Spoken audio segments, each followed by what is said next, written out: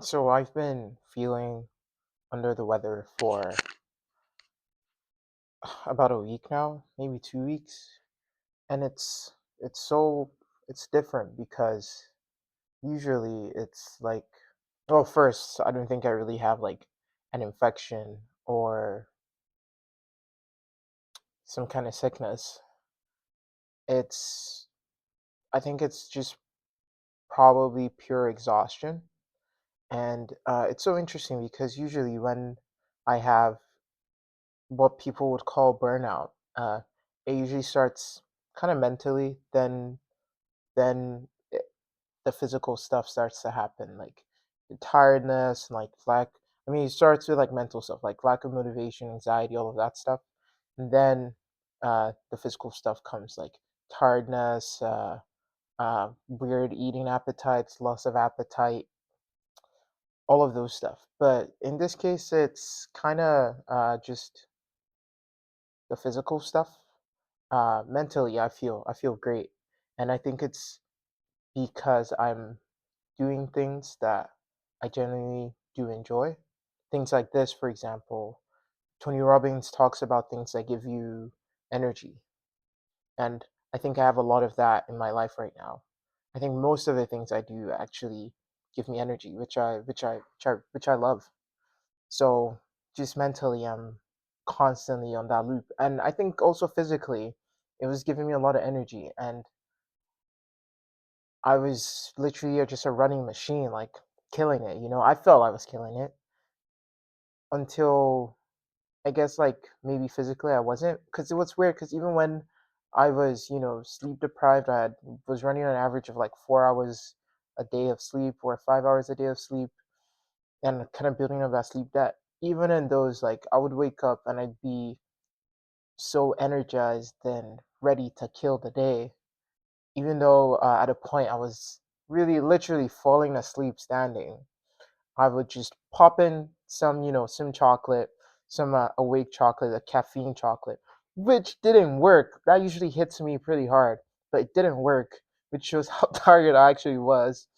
And I would just try to push through and push through effectively.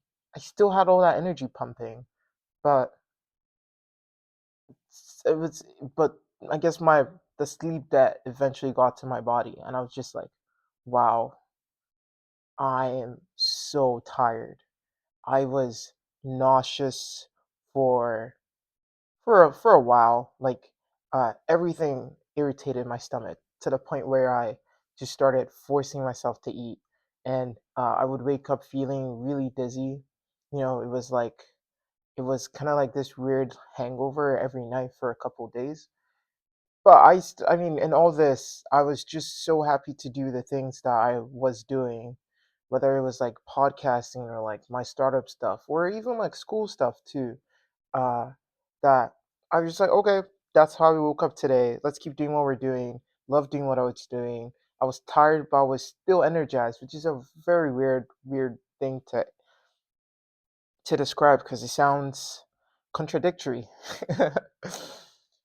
And even when I hit the point where I realized, wow, I'm really tired. And I knew I was really tired because I could no longer it was starting to affect my optimism, or not optimism, but it was starting to fester a lot of like not great, like not positive thoughts of like feeling a lot of anger and a lot of regrets and all of that stuff about things that literally happened in the past, things that I was very happy to put behind me, and they would just keep coming up. And for me, that's really a sign that, well, like we need to figure out what's going on physically, because I know I heard this theory somewhere about how people cry after runs or something, and which is essentially after you run or while you're running, you kind of tire out your body and your brain in a way, and then the parts of your, I think it was the frontal cortex. Please fact check me. Uh, that part of your brain that is keeping all those kind of emotions behind, keeping all those emotions away, becomes tired, and then your other emotions the emotions you've been hiding can't come to surface because of that. And I guess that's my thesis for why being physically tired affected my positivity, because just my brain was too tired to keep the bad thoughts away, which is another conversation on why we should be keeping those bad thoughts, because I do think it's important for you to have those thoughts. My One of my favorite quotes is from Alain de Botton.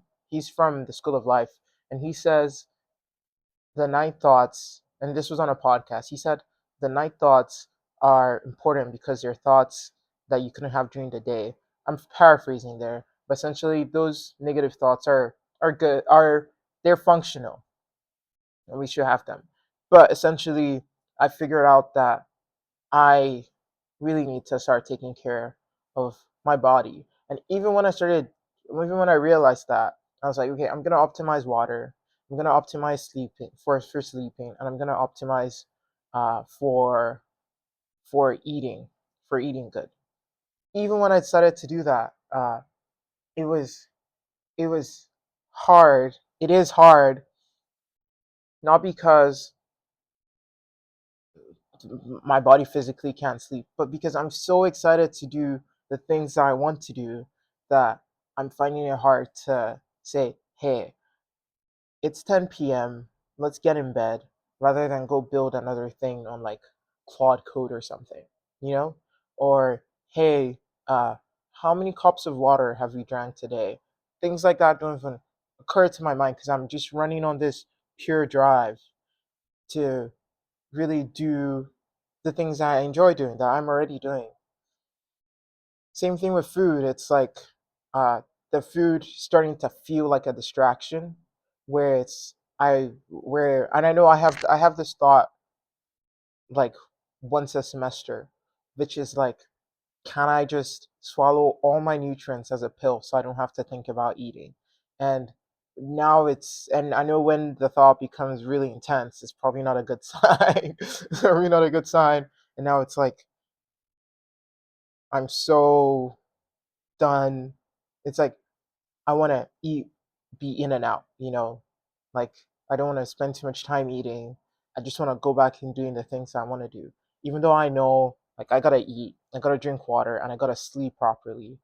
Even the sleep, like, I don't even get tired in the way, or in like a regular way that I would prefer to get tired. Because even when I was running on the short hours of sleep, I would not be able to sleep during the day, like take naps, but I'd fall asleep kind of easier or faster at night, which apparently is actually not a great sign of good sleep. Apparently it's good sleepers take a little bit of time to fall asleep rather than pass out. So maybe that's another sign that I was actually exhausted. But now it's like, even at night, I'm just so alert and awake and thinking about the things that I could be doing or that I want to do, that falling asleep is a little hard. I haven't really been watching any shows for this year, literally, because I've mostly been reading, or just like, doing my own things, or maybe some podcasts, which I enjoy, but sometimes they don't feel like entertainment, because they're mostly, self-improvement type podcasts, or podcasts that I'm trying to learn from. So I'm exercising that learning brain instead of that relaxation brain. So I wouldn't even really call those entertainments. But now I've started forcing myself to watch, some anime. I've got on back on JJK, Jujutsu Kaisen. I'm watching Industry. Sidebar on Industry. That show, I love it because it taps into something feral in me and just makes me feel like I should be doing more with my life. But even in trying to do all these things, it's just the energy, just the pure excitement of doing what I'm doing keeps me, it's almost fighting against it. And I mean, I think the solution is obvious. You know, sleep early. Don't watch movies before I fall asleep. If I'm in bed, I should be reading a book, not on my iPad, which I find doesn't help, but reading a physical book. I need to track my water intake, whether it's by measuring bottles, uh, by measuring cups, uh, you know, and it was water, food, and yeah, and just I need to force myself to eat more, like period. This happens every time. This loss of appetite happens pretty cyclical for me. The solution is just force myself to eat more, and then eventually my body adjusts to intaking more. So the solutions are obvious, but it's just so interesting to me that I can be running so high on energy just from the things that I love doing to the point where it feels like it's like a crazy amount of energy. And I love it. And I think in the past I've been afraid of my own enthusiasm and energy for all sorts of different reasons. And now I'm really learning to embrace it.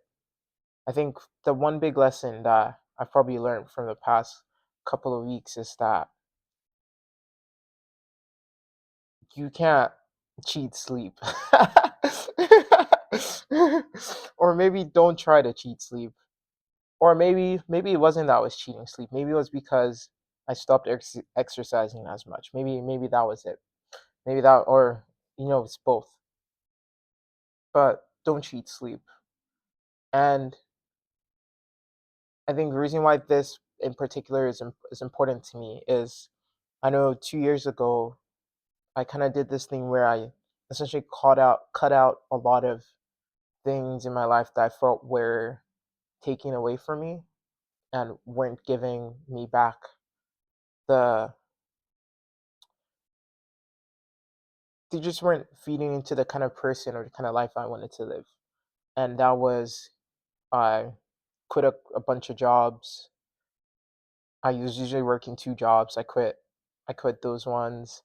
I I took a lot more control over my time.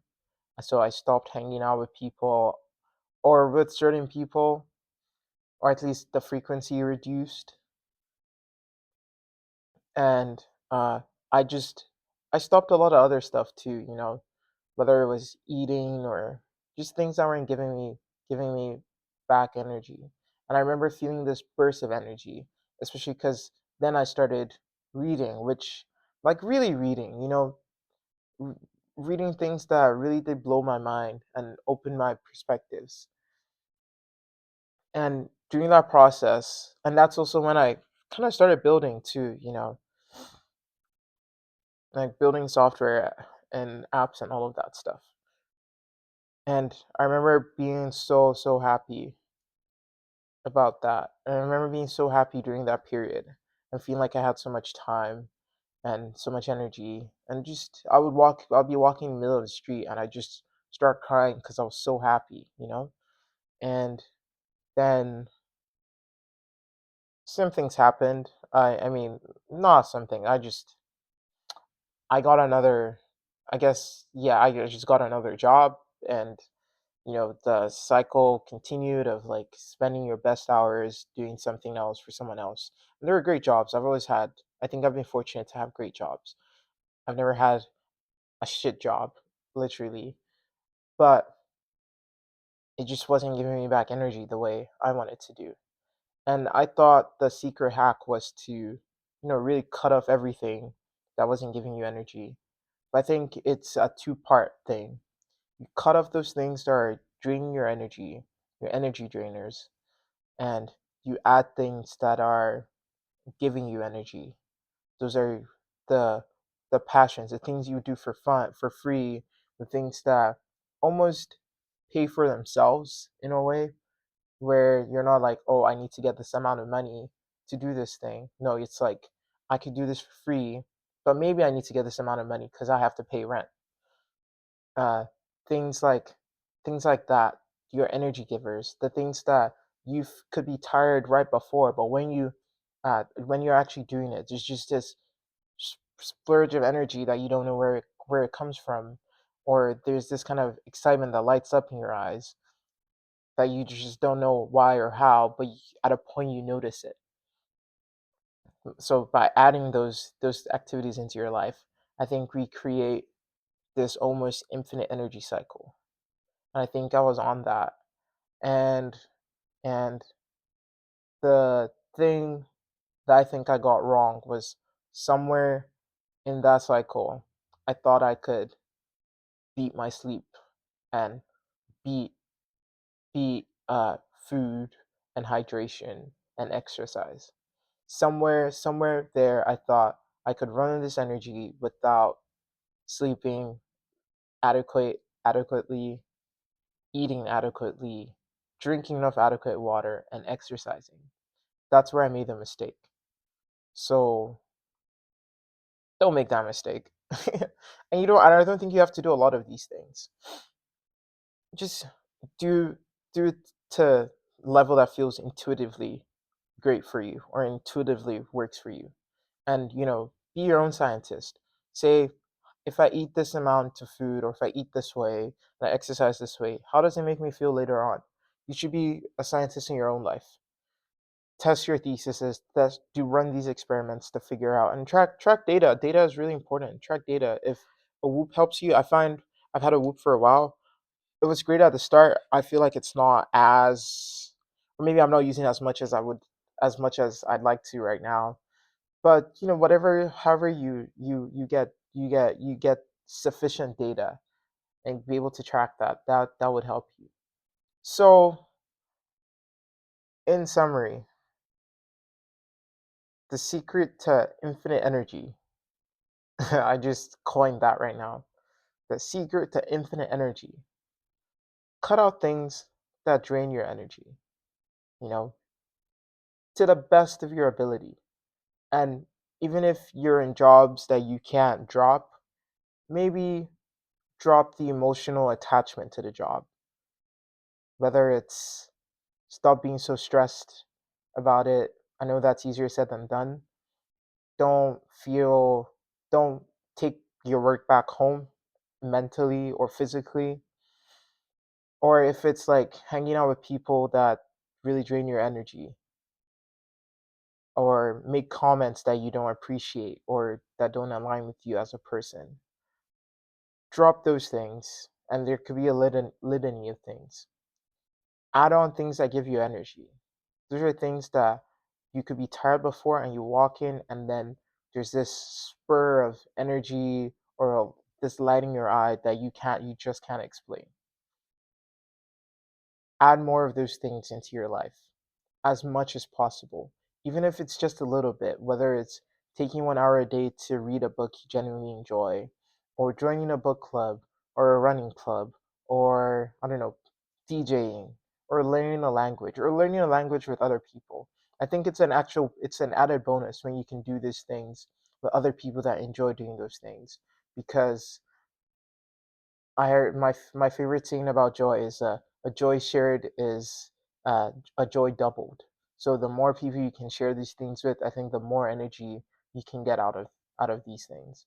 And finally, take care of yourself physically. Just the basics: eat well, sleep well, and exercise well. And also drink water. Drink water well. Those fundamentals. And I believe if you can do that, you will unlock infinite energy, and maybe add some semen retention. But if you can do all those, I think you unlock infinite energy. Okay, well, have a great day. Let me know in the comments if this works for you, or if this relates to how you feel. Okay, have a great day. Bye bye.